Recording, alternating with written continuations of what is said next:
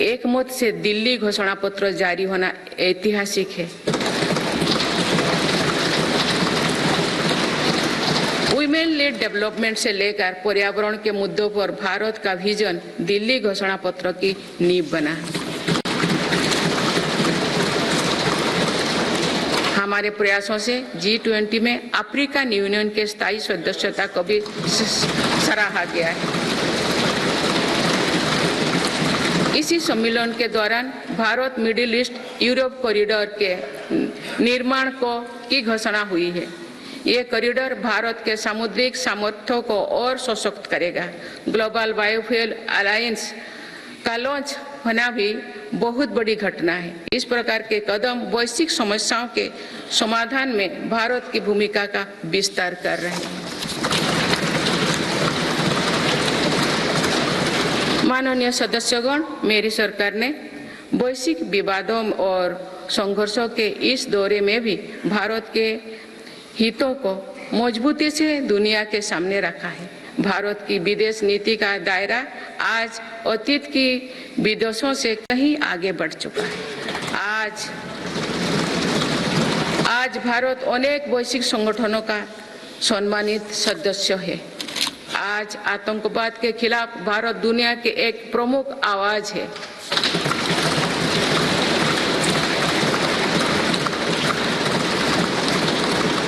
भारत आज संकट में फंसी मानवता की मदद के लिए मजबूती से पहल करता है।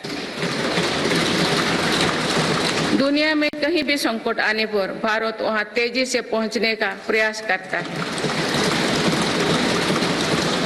मेरी सरकार ने दुनिया भर के काम कर रहे भारतीयों में नया भरोसा जगाया है।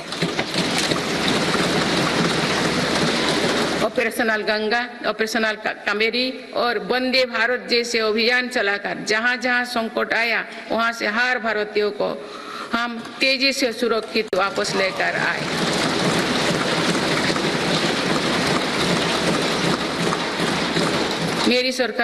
मेरी सरकार ने योग, प्राणायाम और आयुर्वेद की भारतीय परंपरा को पूरी दुनिया तक पहुंचाने के लिए निरंतर प्रयास किए।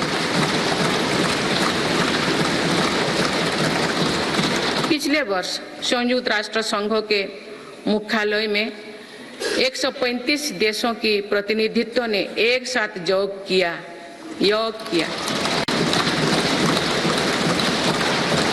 ये अपने आप में एक नया रिकॉर्ड है।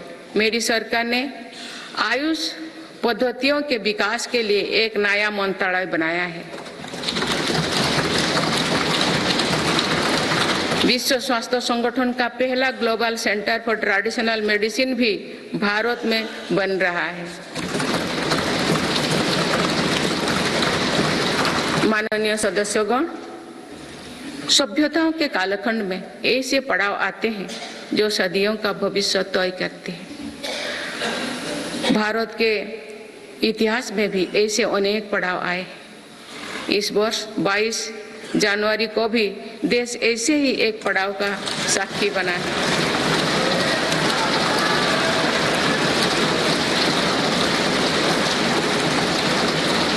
सदियों की प्रतीक्षा के बाद अयोध्या में रामलला अपने भव्य मंदिर में विराजमान।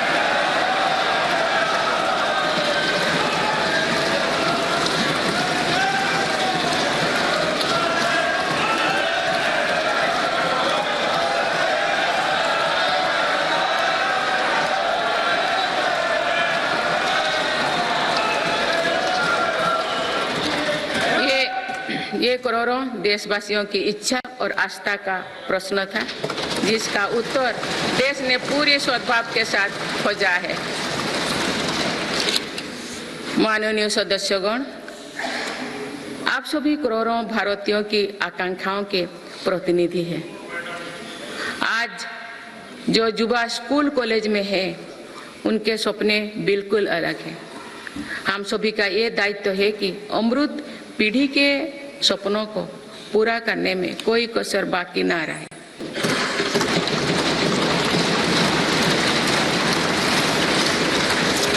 विकसित भारत हमारी अमृत पीढ़ी के सपनों को साकार करेगा।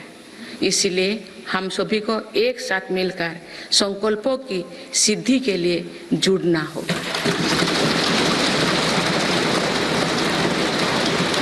माननीय अटल जी, माननीय सदस्यगण, श्रद्धेय अटल जी ने कहा था, अपनी ध्येय यात्रा में हम कभी रुके नहीं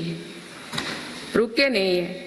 अपनी ध्येय यात्रा में हम कभी रुके नहीं, किसी चुनौती के सम्मुख कभी झुके नहीं।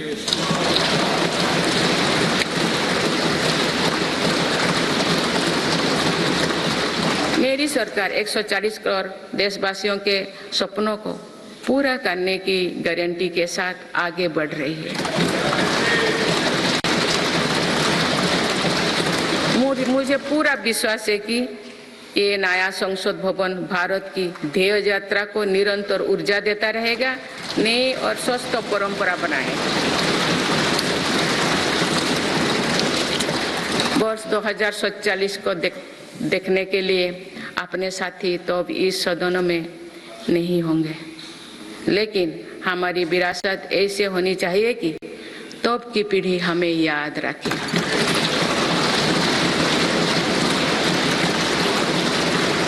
आप सभी को बहुत बहुत शुभकामनाएं। धन्यवाद। जय हिंद, जय Bharat.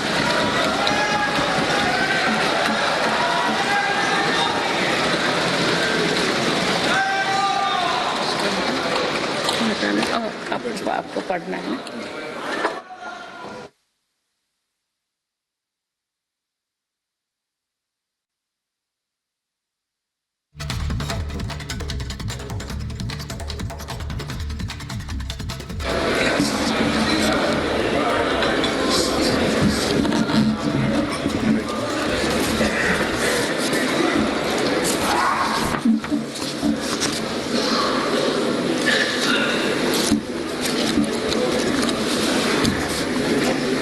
Honorable President,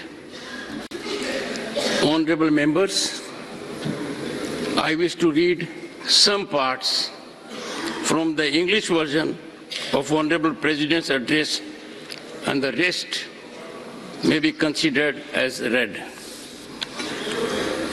This is my first address in new Parliament building.